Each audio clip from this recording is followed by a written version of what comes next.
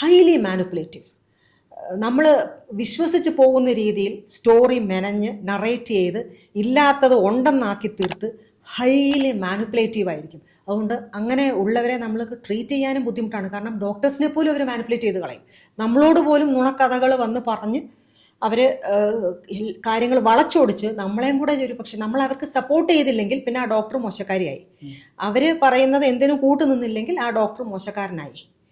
അങ്ങനെ വരെ മാനിപ്പുലേറ്റ് ചെയ്ത് പിന്നെ അവരെ പറ്റി അനാവശ്യം പറയുക, ഇത്തരത്തിൽ ഉള്ള നിലയിൽ പോകുന്നത് ബോർഡർ ലൈൻ പേഴ്സണാലിറ്റി എന്ന് പറയും. നാർസിസിസ്റ്റിക് പേഴ്സണാലിറ്റിയാണ് മറ്റൊരു ഇഷ്യൂ. അതായത് ഐ ആം പെർഫെക്റ്റ്, ഞാനാണ് ശരി, ആരെയും ഉൾക്കൊള്ളാതിരിക്കുക, ഞാൻ പറയുന്ന രീതിയിൽ കാര്യങ്ങൾ നടക്കണം, കുറച്ചൊരു അരോഗൻസ് വരിക, ഗ്രാൻഡ്യോർ, ഞാനൊരു വലിയ ആളാണ്, ഞാനൊരു വലിയ സംഭവമാണ്, അങ്ങനെ ഒരു ചിന്ത വരിക, ആരുമായിട്ടും ഗെറ്റ് അലോങ് ചെയ്യാൻ അവർക്ക് താല്പര്യമില്ല, അവരുടെ കാര്യങ്ങൾക്ക് അവരുടെ വരുതിയിൽ എല്ലാവരും നിന്നോളണം.